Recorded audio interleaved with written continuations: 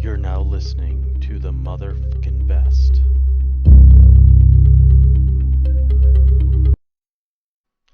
And cut. We're live. James Webb. James- James Webb Telescope. Fake. And James Webb. Yeah, there's been a lot of media. Ooh, hold on.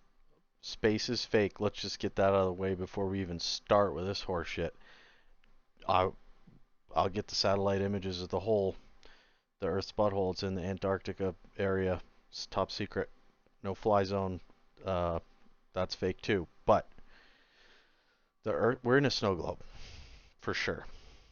Reports suggesting that the findings of the James Webb Telescope have undermined the case for the Big Bang, or the Big Bang Theory. Yeah, Big Bang is fake but shit. there's an interesting backstory on this. Everybody Most knows of that. these media reports were based on the writings of a single physics researcher named Eric Lerner, who's been since Bang. 1990 Model of the Earth, kind of right there. carrying a torch to refute You want to know what the Big Earth Bang. looks like? And Lerner, That's it. My finger. in one of his articles, quoted a University of Kansas astrophysicist saying that she stays up late at night wondering if, based on the James Webb, that everything that we know is turning out to be false. Turns out that researcher, that astrophysicist, disclaimed his use of the quote, explaining that he took it completely out of context. That she was talking about theories of galaxy formation, not about whether or not there had been a Big Bang, and not about whether or not the universe is expanding as we would expect. So he's confirmation bias. Yeah, and in a sense also taking somebody way out of context to make a point of his own. You know, he misused the quotation On purpose. apparently. Apparently. So here's and there have been a number of leading astrophysicists. In fact, people who would like to know more about this, I'd recommend what Brian Keating from University of California, San Diego, great astrophysicist, has been writing about this. But here's the short story. I wrote an op-ed in the Daily Wired distilling some of this stuff. What the James Webb Telescope is able to do is to, in fact, what it was constructed to do, was to detect extremely long wavelength radiation, stuff that's outside the visible range. I call it uber redshifted. It's actually in the infrared range is the more accurate physics term. So it's looking for very long wavelength radiation coming from galaxies that are very, very far out there.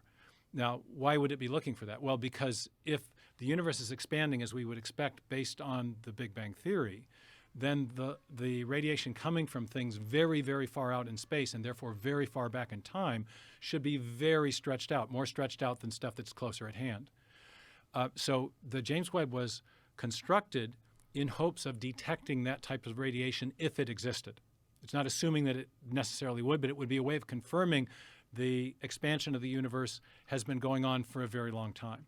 And in order to do that, the NASA people created some amazing technology. They supercooled the detection technology, or the detection apparatus, to I think 5, 6, 7 degrees above absolute zero, so that the heat coming off of the instrument itself was not creating infrared that would interfere. And what they were in fact able to detect from these very ancient, very distant galaxies was super redshifted radiation, uber redshifted stuff out in the infrared, and were able, on the basis of that, to synthesize images of these very, very distant remote galaxies. Now, the very fact that they were able to do that confirms that you have that what you would expect on the basis of the Big Bang Theory, that the amount of red shift that you would expect to be present if, in fact, the galaxies had been expanding throughout that vast stretch of time was, in fact, present and was detected. Now, that didn't get reported. The whole focus was on the fact that there were galaxies that were more mature, there were more of them early on than we would have expected based on our theories of galaxy formation. And so those are anomalies that need to be addressed and have not yet been explained, as I understand it. Maybe the astrophysicists have made more progress on that in even recent days. But the basic picture of an expanding universe outward from the beginning has not been undermined, but rather confirmed in a very dramatic way at very great distance and for galaxies that are a very far look back time, way back in time. So I think it's a rather dramatic confirmation. There have been many others. The cosmic background radiation that was discovered in 1965, the COBE radiation that George Smoot discovered in the 90s. So there's been this pattern of confirming evidence of this basic picture of an expanding universe out from the beginning in observational astronomy from the 20s right up till now. And so that, I think, gives us good reason to think best we can tell the universe had a beginning. Can I pause you on that? What is Yeah. the when she was discussing the formation of galaxies? What had thrown that into question? Like what was about the formation of galaxies that undermined previous ideas? I'm going to answer tentatively because I don't know this as well as the other that I just described. Okay. But as I understand it, it's that are more galaxies. So I'm not really sure how we're going to see much more, but this is prior to this date, the universe had not cooled enough so that free electrons could rotate around nuclei and start to create matter, and as a result, things started to combine into planetary bodies and different cosmological entities that we observe. So there is a visible light barrier that we can't look past, because before that, you're looking back in time when you're looking through light years of space, and there is a hard barrier where prior to that, the universe was not yet transparent. It was like a murky, cloudy mess, and it was just hot, and things had not started to coalesce down into bodies. It was just kind of evenly distributed. I mean, that's the theory that currently stands. So, I mean, all this could be turned on its head. Astrology is pure speculation and thought. And human beings are stupid, so it's real tough to figure out. That formed earlier and are more mature than we would have expected, because they were able to look back to 13.5, 13.6 billion years ago. They think the origin of the universe is about 13.8 billion years ago. So apparently galaxies were forming faster than we would have expected. And I think that's the anomaly that is on the table. Does that just push the timeline further back, but still come up with the data that points to the idea of a beginning? I've wondered that. That seems to me a logical possibility. 13.8 billion years ago, and our debt is 32 trillion. So we spent a lot of money, way more than the universe has been around years-wise. That's pretty good. Nice work, guys. Keep it up. Maybe the origin of the universe was further back, but you're still getting this picture of a collapsing sphere in the reverse direction of time back to a point. But is it possible that with further detection, we can, with new data, have a better understanding of what is actually going on rather than just saying it all points to this thing? Because it seems like there's data, but it's what you're describing seems like it's possible, at least in the future, to have better detection methods. Yeah, it's always possible that we can change our minds on things because science is always provisional. But there are many stable theories that have persisted because of a preponderance of evidence that points to and continues to point to the same conclusion. And I think we've had 100 years now where we've had repeated new types of observations that point towards a beginning. And there are two other classes of two other developments in theoretical physics that also, I think, reinforce this, that I also wrote about in the book. One is the singularity theorems that Hawking and Penrose and George Ella. Here's some scientific questions, you motherfucker. Why are we studying whether astronauts can make it through the Van Allen radiation belt in order to get to the moon in our target year of 2026 when we have already done this? It doesn't make any sense. Stanley Kubrick solved all these problems. What is the issue? We need to get to the moon and start tunneling through the center of it because it's an alien spaceship, from my understanding. Every time an asteroid hits it, it rings like a bell. And that would only happen if it's hollow and metallic, with a dusty coating from being in space for a very long time. But nothing about the moon adds up. It's not cheese, I know that. Plus, proved in the 1960s and 70s. And then there's something called the Borde-Guth-Vilenkin theorem, which I think is even a tighter physics proof of a beginning. I think there is like a a loophole with toiga. the Hawking-Penrose Ellis singularity theorem, although it's I think very suggestive and highly indicative of a beginning. Let me run it just briefly because it's a fun thing to think about. So Hawking is doing black hole physics for his PhD in the 1960s, and he's at Cambridge and he's having these neurological symptoms, and he's diagnosed with ALS. He gets very, very discouraged. He thinks he's going to quit, and he's encouraged to press on by close friends, and he does. He found out that black holes eject matter and energy. Writing this brilliant thesis where he has one chapter where he's thinking about what the cosmologists are talking about, is that we've got this expanding universe, and if these guys don't know what they're talking about. Okay, here's what happened, right? This is like an expansion and contraction thing. The universe is going to consolidate down to black holes, and matter is going to fill them up, and they're going to get larger and larger and larger. These supermassive big holes are going to start sucking everything in, and then eventually they suck each other in. We've seen two black holes come together, and it is fucking epic.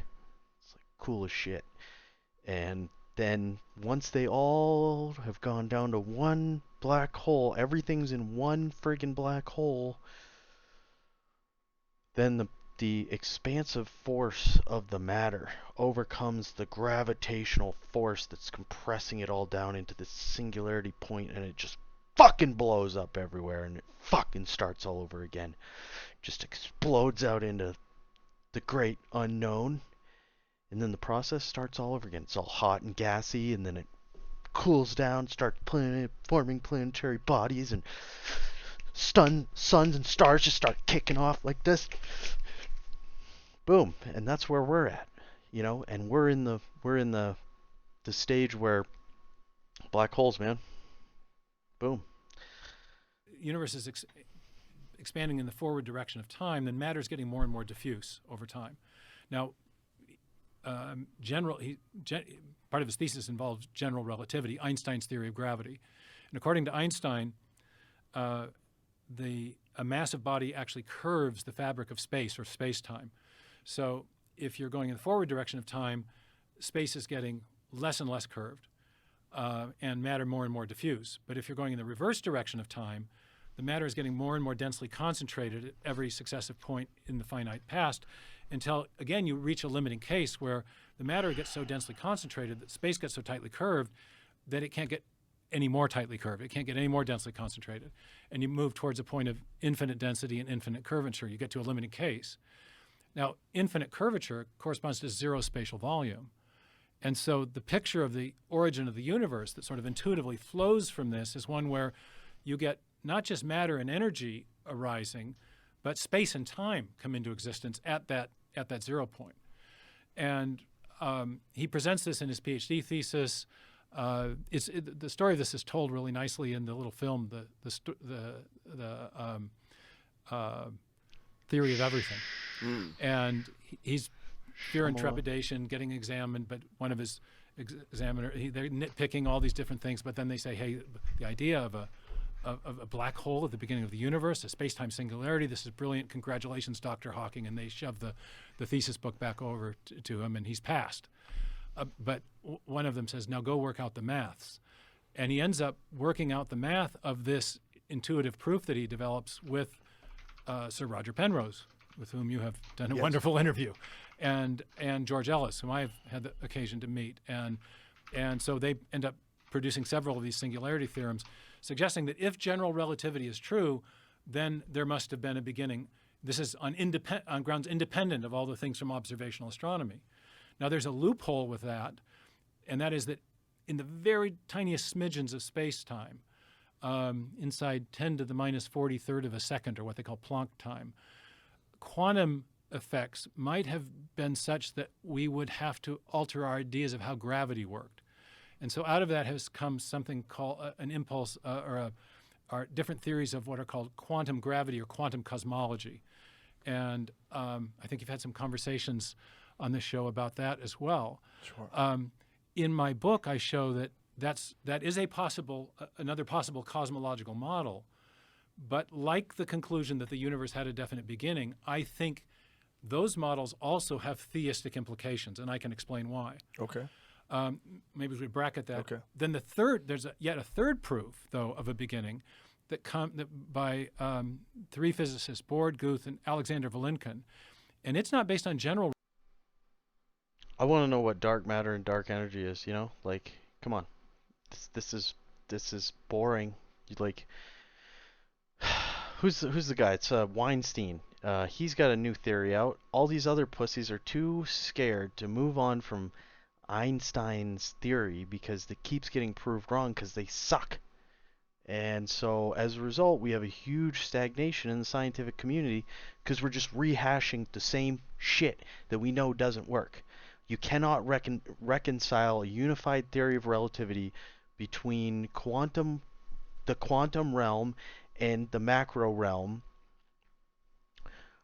Weinstein's theory is that everything operates at the quantum level and it's a projection.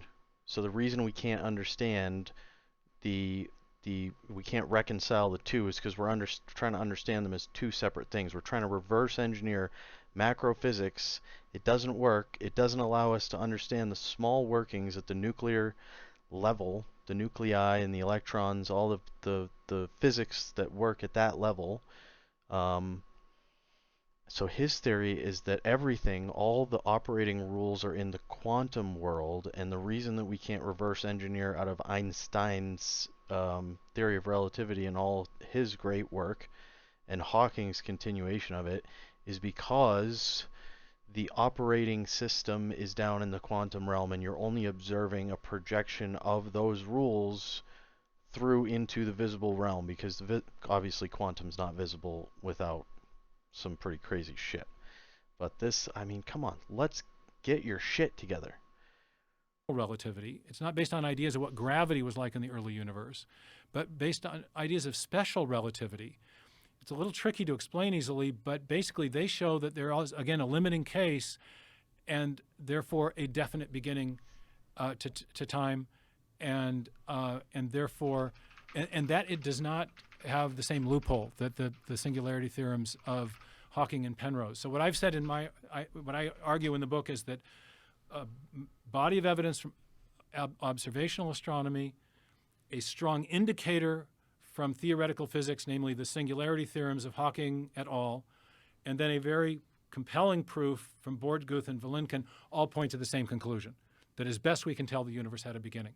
And I think that's the best we can do in science, but that is a pretty weighty range of testimony no one supporting the same cares conclusion. about your best, okay? Only losers make excuses. Winners go home and fuck the prom queen. Terence McKenna? I haven't. Terence McKenna had a very funny thing that he said about science.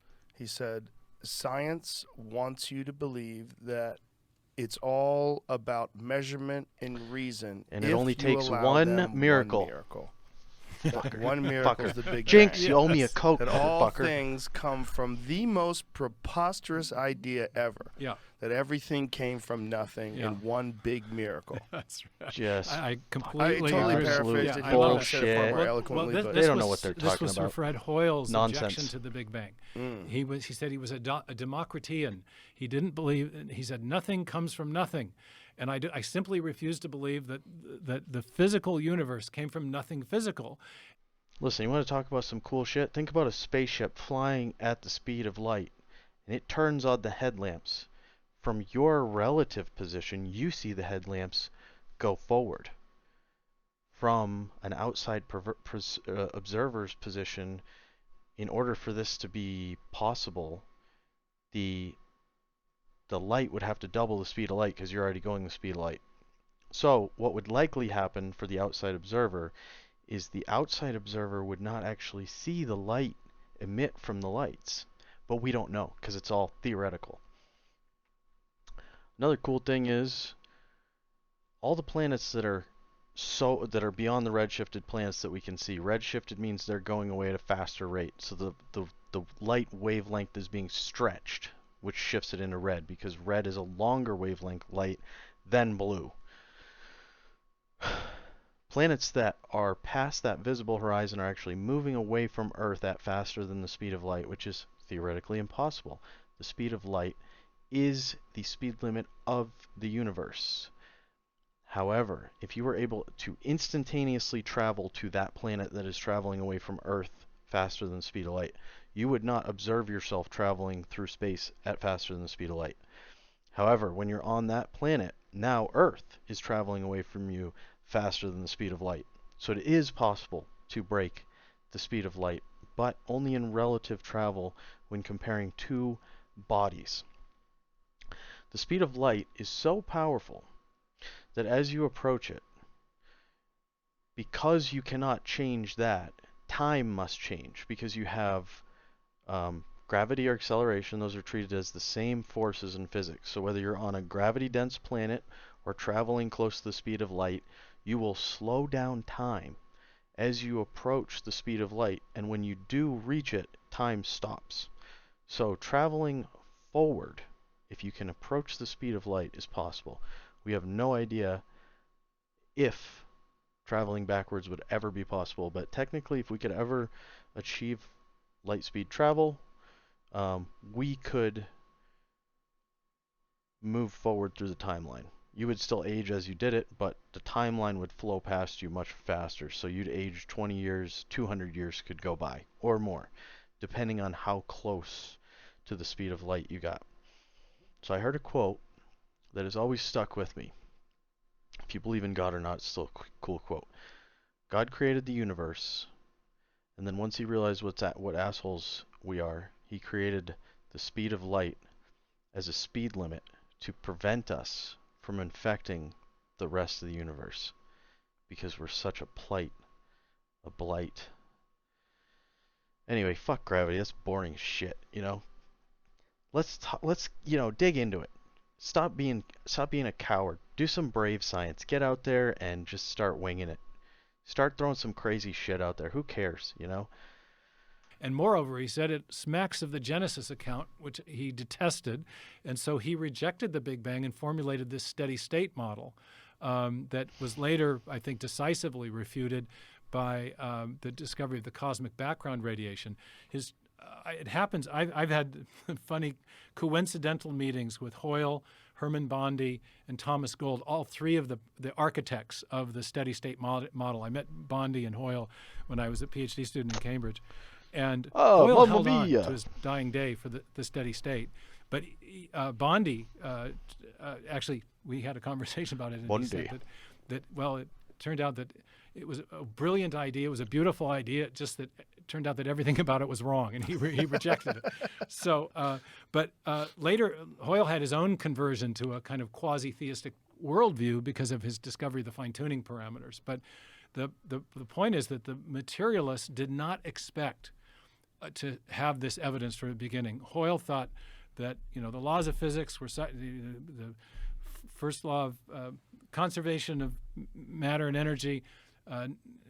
Matter and energy are neither created nor destroyed except at the Big Bang.